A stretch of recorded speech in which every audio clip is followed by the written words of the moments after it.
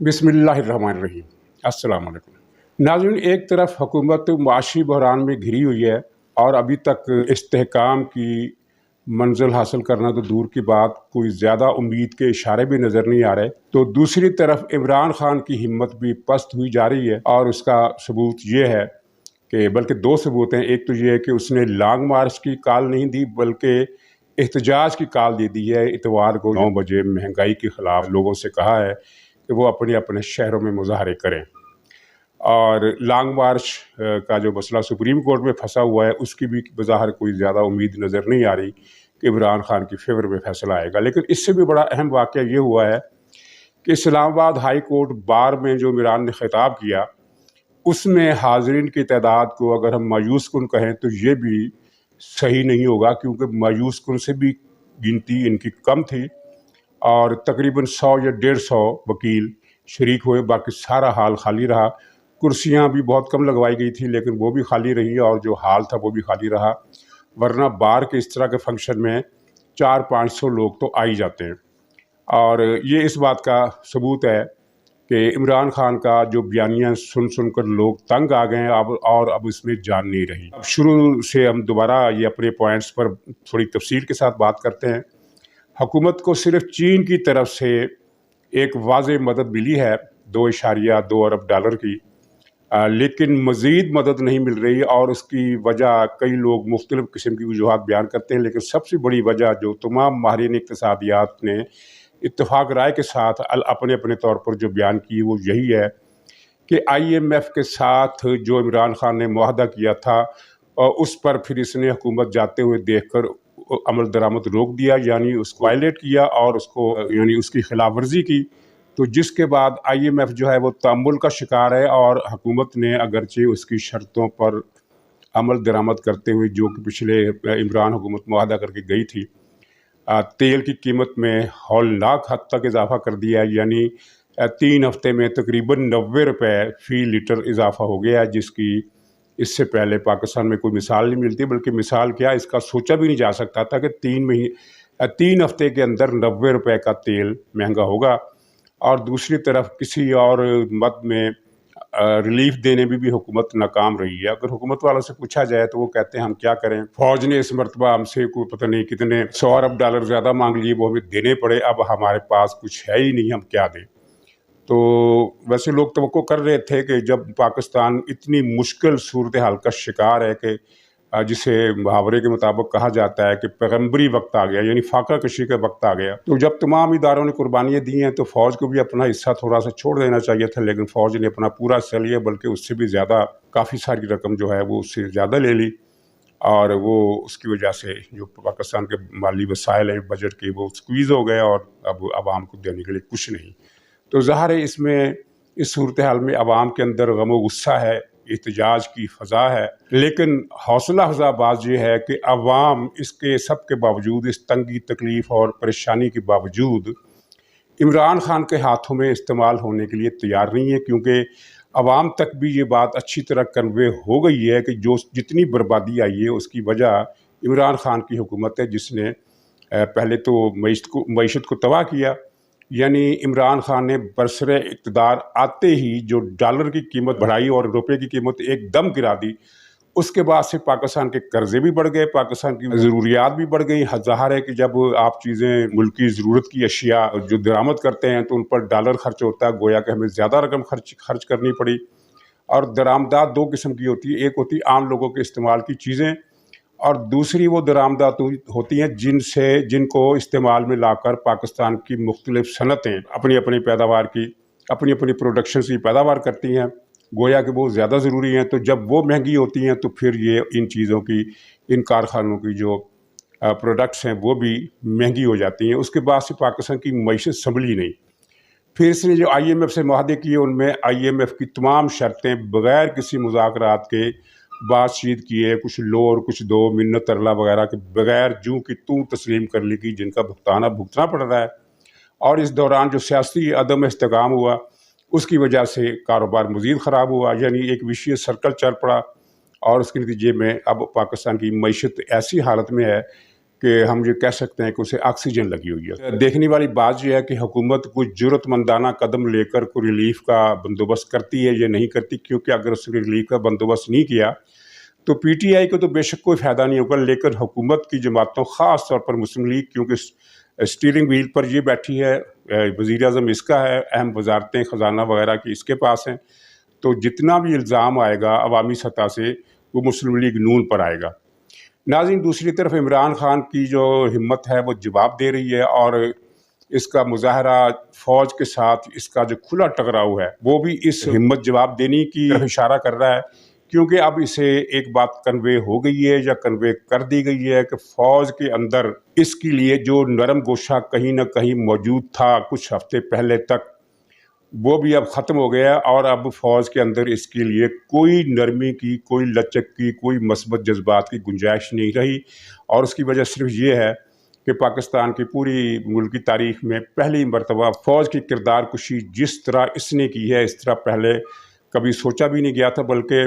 پاکستان کی تمام جماعتوں، پیپلز پارٹی، مسلم لیگ، اے این پی سب سمیت تمام جماعتوں نے فوج پر جتنی تنقید کی وہ ساری اکٹھی کر دی جائے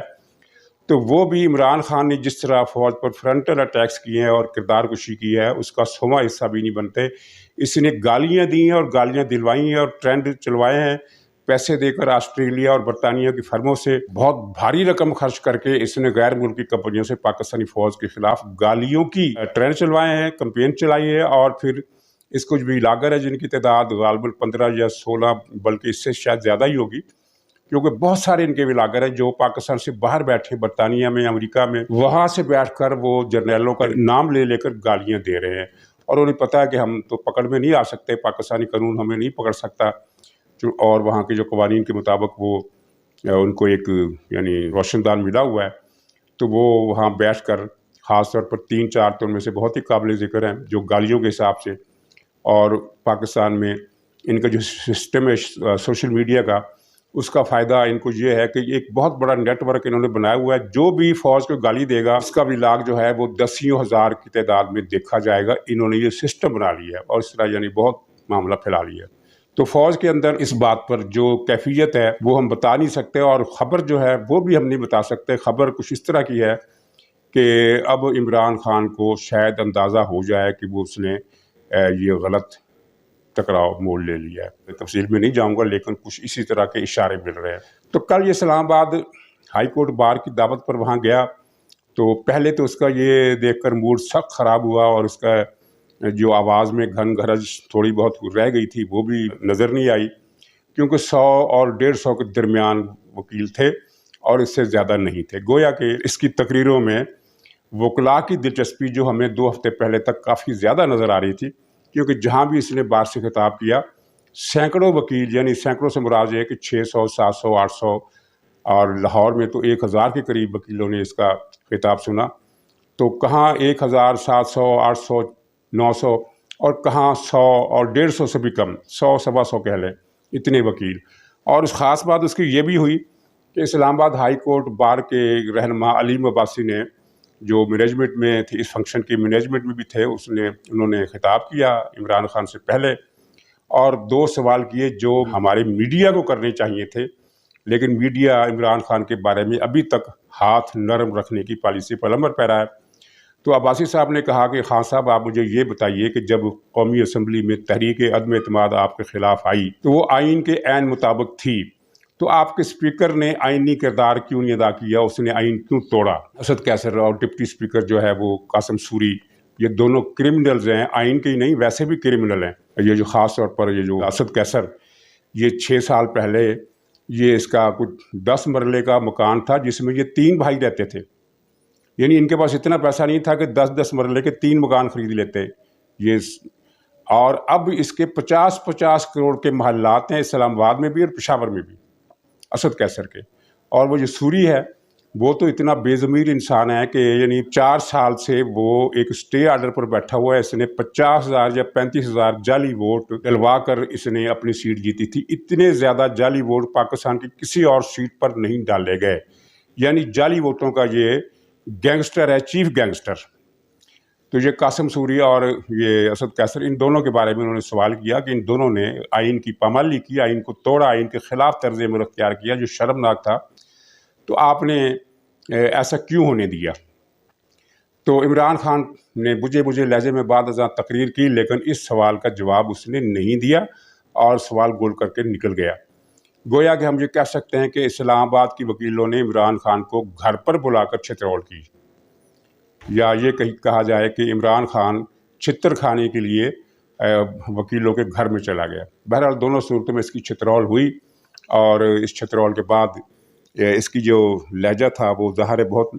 اکھڑا ہوا تھا، اور پھر رات کو اس نے قوم سے ایک خطاب کیا۔ خطاب تو مراد یہ کہ اس نے ایک ویڈیو پیغام اپلوڈ کیا، ٹی وی پر بھی چلایا گیا اور لوگوں نے سوشل میڈیا پر بھی دیکھا۔ تو یہ اس طرح کا اس کا قوم کا خطاب تھا۔ اس میں اس نے کہا کہ مہنگائی بہت بڑھ گئی ہے، اور اگر آپ لوگ نہ اٹھے تو مہنگائی مزید بڑھے گی، جینا حرام ہو جائے گا، اس لیے آپ کو چاہیے کہ اتوار کی رات 9 بجے احتجاج کریں، اور میں احتجاجی مظاہرین سے 10 بجے خطاب کروں گا۔ 10 بجے خطاب کا مطلب یہ ہے کہ لوگ تو 9 بجے نکل آئیں، لیکن 10 بجے کا مطلب یہ ہے کہ اگر لوگوں کی کوئی مناسب تعداد آ گئی تو ٹھیک ہے میں خطاب بھی کر لوں گا، ورنہ خطاب نہیں کروں گا۔ بہرحال لوگوں کی کچھ نہ کچھ تعداد تو نکل ہی آتی، لیکن یہ اس طرح کے احتجاج ہیں، یعنی بڑے نرم و نازک قسم کے، آئس کریم قسم کے احتجاج، کہ 9 بجے رات کو جب موسم ٹھنڈا ہو جائے تو اپنے اپنے چوک میں نکل آئیں۔ کتنے لوگ نکلیں گے ہم دیکھ لیں گے، پتہ چل جائے گا۔ لیکن اس سے یہ پتہ چل جاتا ہے کہ عمران خان کو اب اچھی طرح اندازہ ہو گیا ہے کہ لوگ نہیں نکلیں گے، اس لیے اس نے 9 بجے کی کال کا یہ ایک معاملہ کر کے لٹکا دیا ہے۔ اور اس سے پہلے اس نے اس کو مشروط کیا تھا سپریم کورٹ کے فیصلے سے۔ تو سپریم کورٹ کا معاملہ یہ ہے کہ اس نے سپریم کورٹ نے خود ہی IASI اور IB اور پولیس وغیرہ سے رپورٹیں مانگی تھیں ان کے ہیڈ سے کہ اس روز کیا ہوا۔ تو یہ اطلاعات یہ ہیں کہ تینوں اداروں کی رپورٹوں میں ایک ہی بات کی گئی ہے، مختلف الفاظ میں، مختلف انداز میں، کہ عمران خان کو اچھی طرح یہ کنوے کر دیا گیا تھا کہ سپریم کورٹ نے ریڈ زون کی طرف جانے سے منع کیا ہے، اور سری نگر ہائی وے کے پاس جو جگہ ہے وہاں اس کو جلسے کی اجازت دی گئی ہے۔ اس کو پتہ چل گیا تھا، لیکن اس نے اس کے باوجود 1 گھنٹہ بعد اس نے سب لوگوں کو کال دی کہ سب لوگ ریڈ زون پر پہنچے۔ گویا اس نے سپریم کورٹ کے حکم کی خلاف ورزی کی اور وائلیشن بھی کی، اس کے حکم کی، اور توہین عدالت بھی کی، اور پھر اس کے بعد اس توہین عدالت میں PTA کے دوسرے لوگوں کے نام بھی دیے گئے ہیں جنہوں نے جلوسوں کی قیادت کرتے ہوئے ریڈ زون کی طرف جانے کی کوشش کی، اور ان نمایاں کارکنوں یا دوسرے درجے کے رہنماؤں کے نام بھی دیے گئے ہیں جو 700-800 یا 1000 کے قریب بندہ لے کر ریڈ زون کے علاقے میں داخل ہو گئے تھے۔ اور پھر پوری تفصیل دی گئی ہے کس طرح انہوں نے 300 درخت جلائے، ان کو آگ لگائی۔ ناظرین جی، دلچسپ امر ہے کہ پاکستان میں کوئی بھی آدمی